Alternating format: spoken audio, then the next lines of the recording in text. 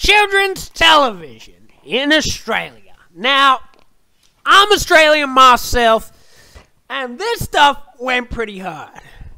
So what you had was ABC, or you had 9Go. I want to talk about 9Go. We're talking about ABC. Not ABC 1, which was just nothing, boring. And ABC 2, which then would be split into ABC 2 and ABC 4. And that was like all the baby stuff. And then you had ABC 3, which, don't get me wrong, this stuff, that was the good stuff. Had all the classic cartoons on. Not all of them, but all the ones they could get that didn't really go anywhere else. They would have them on. They had like Star Wars, then like these 3D animated ones, these 2D animated ones. Well, whatever they could put on there. Did anything.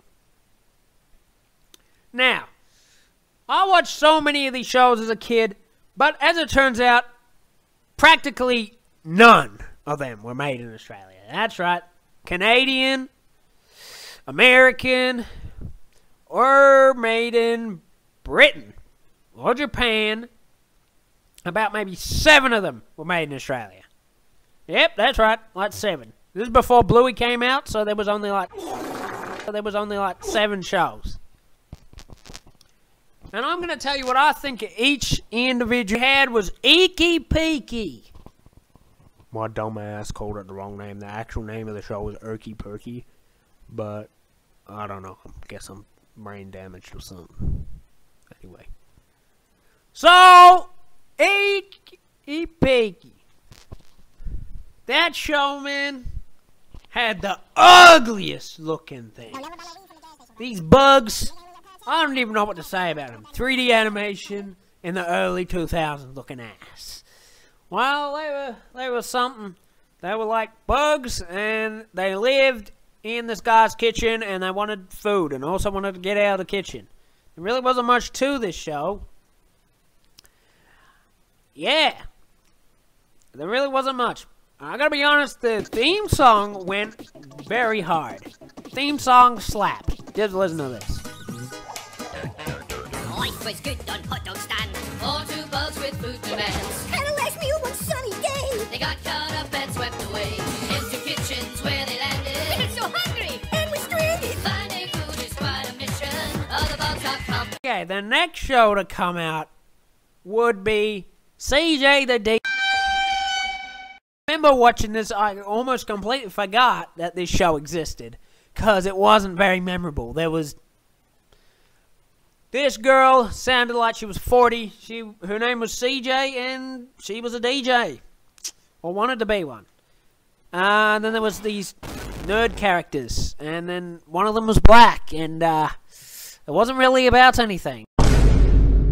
It wasn't really about anything at all. I just kind of forgettable, I suppose. The next thing was... Now, the next show, I think everyone knows this one. Fears this one. Really gives Australian animation a bad name, even though almost all the Australian animated shows at the time were god-awful, terrible, smelly, stinky. And that's why there wasn't many of them. Dirtgirl World. Yep, I do remember watching this as a kid. I didn't really think much of it. I didn't really find it scary or terrifying. Scared me shivers to timbers. I just thought it was kind of lame. Stinky. What else did we have?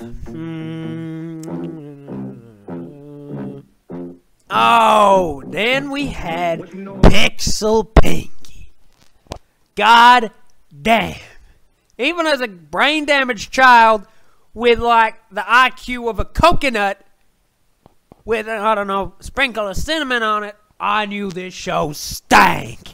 It's about a girl, can't bother her name, had a genie called Pixel Pinkie that was in the phone. The soundtrack stank. The show stank. It was terrible.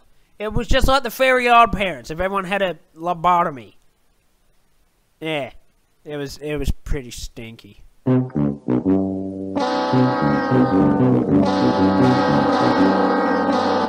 Give this show a stinky fart butt out of 11 stinks and a half.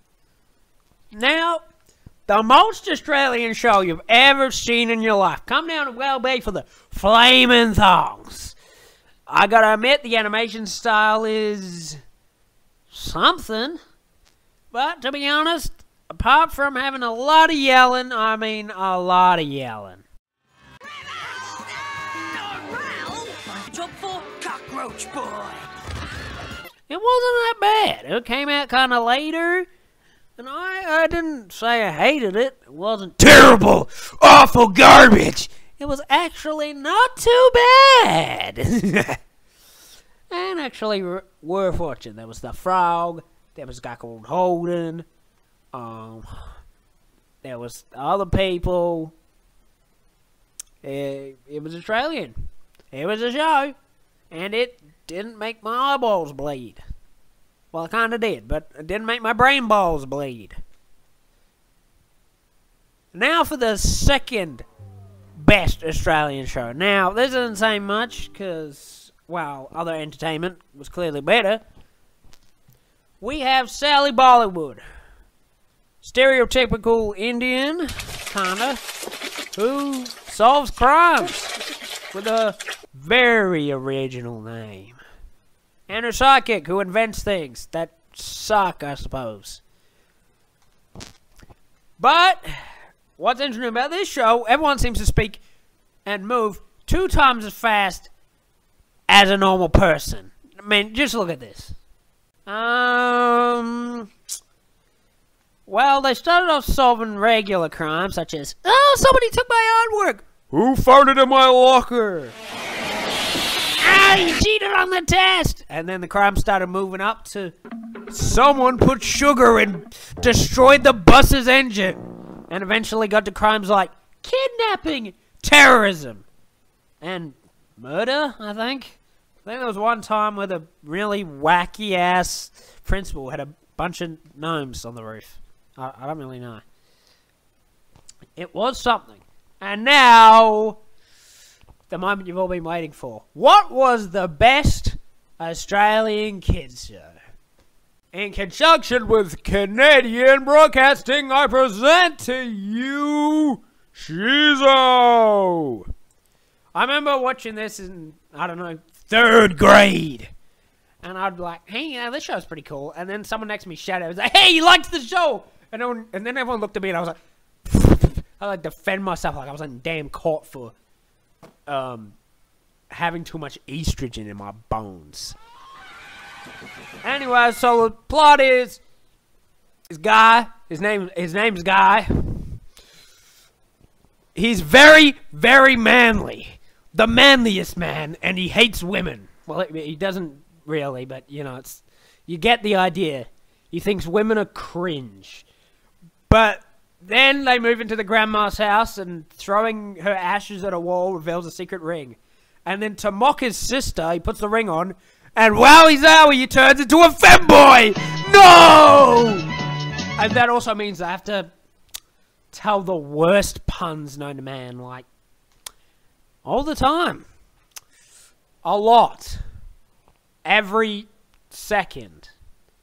There was his sister, there was his friend, I don't remember his name, and then he did things. He also had women powers, like screaming really loud, and lipstick lasers, and perfume grenades or something, I don't know. You know, average woman activities. There wasn't much else memorable. I remember there was a sea monster.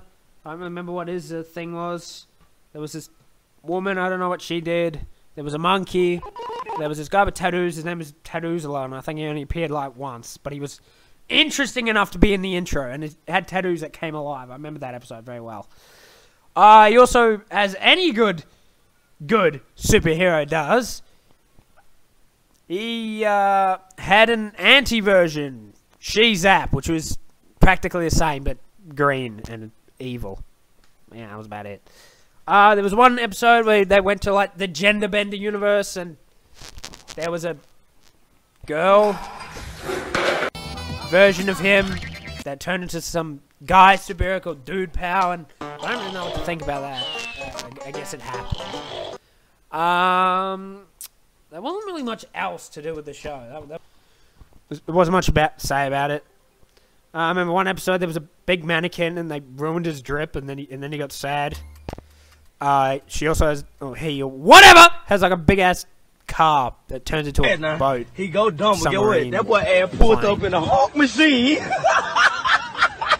That boy ass pulled up. Things they used to do. Tonight.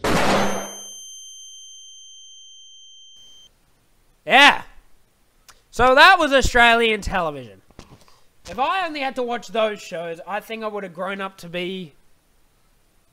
I don't know, even.